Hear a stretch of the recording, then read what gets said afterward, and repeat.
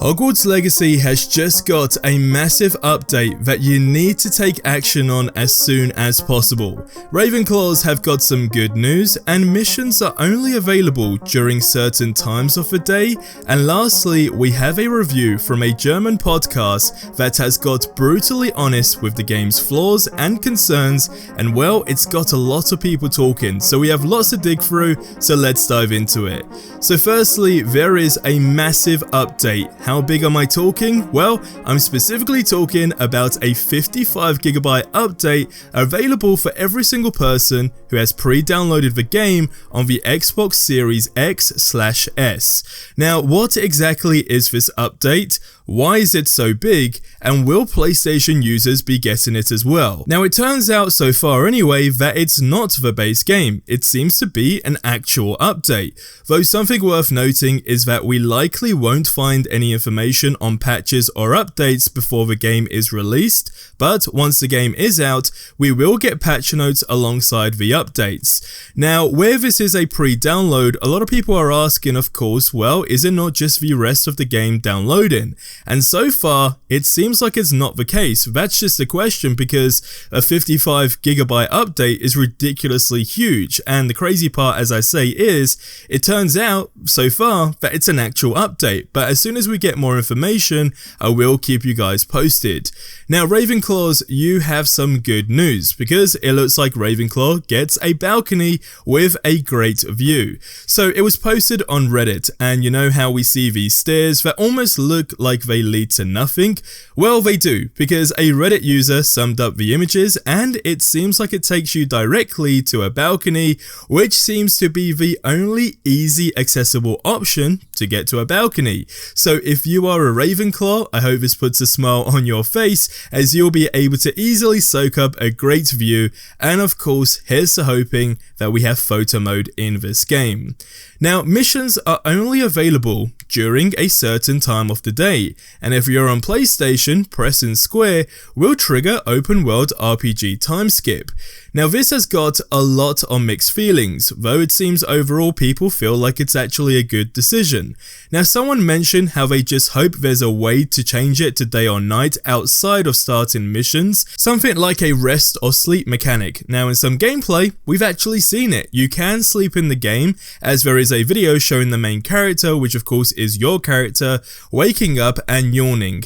Now, games like The Witcher, Red Dead Redemption 2, etc. all have this mechanic as well, so it's nothing that alarming or worrying, but let me know how you feel about this in the comment section below.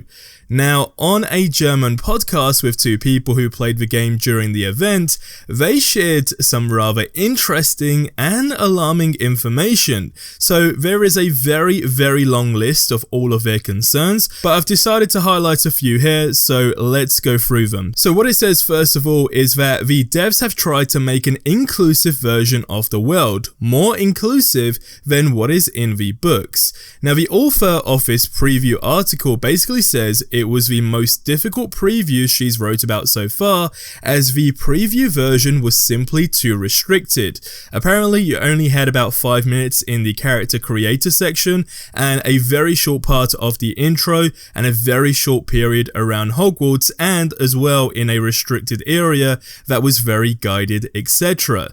Given the showcases, Twitter infos, etc., this just wasn't an event that really gave additional benefit. Now, this has raised a lot of alarm bells because it comes down to the state of the game overall. And then it says, as a journalist who wants to report new information, it was very unsatisfying and much more restrictive than most other games, especially for open world games, which is very unusual. They hope though that they actually did it because they didn't want to reveal too much and basically have anything be spoiled, but there is a big question that just marks how interactive the world really is. And then it ends by saying that other open world games that actually did something like this ended up being a disappointment as far as the open world goes, and they gave Gotham Knights as an example. They did continue on the list, however, by saying that Hogwarts looks great, the textures are great, alongside all of the other little details as well.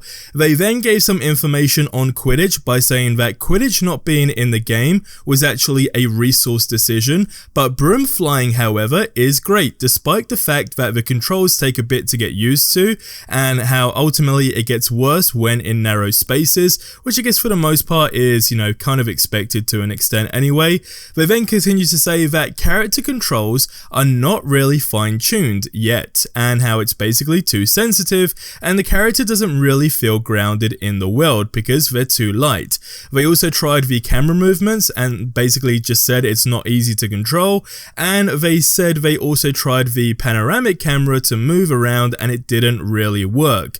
Now again, I guess this is really going to boil down to how you play the game as a whole, but it's probably something to take into account. Now combat on the flip side, however, they did give some good information about. They said that combat feels much better and more demanding than the showcases may have let you believe, and combos are interesting, dynamic, and relatively brutal. Now that's something that of course is, I guess has got a lot of people talking, right, because we know that you have the option to be good or bad in this game, and of course whatever route you choose, ultimately it will affect as time goes on anyway what you do in the side quests on how that game ends specifically for you.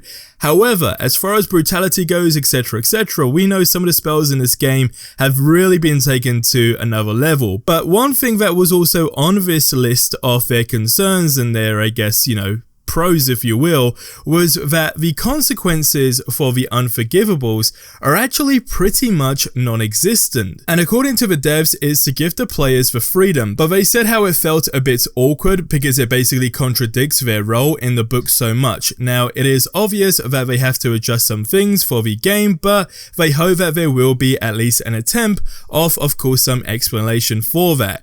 Now again, it's really going to boil down to how you play the game, and everything that I've seen on, you know, just how I would play the game and how things look, sure, you can definitely identify certain things that you might question, but from a gameplay experience, it does seem very, very fun.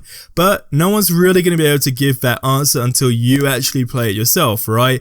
So let me know how you feel about this in the comment section below. And I know a lot of people are saying, well, the day one patch isn't going to change a whole bunch, etc, etc. Well, of course, that's not the point of a day one patch, right? It's not meant to dramatically change the game, but it's just meant to be there to actually fine-tune a few things. So bear in mind, everything we've seen so far and what players actually experience technically was not the final version of the game. Now here's the thing, at least from my opinion anyway, and just so many people that I've seen play the game already, it actually seems to be the game that we've all really wanted. Sure, there is no doubt going to be a ton of reviews that would just say about their concerns, etc, etc, but as I say, there's so many different types of players playing this game as well.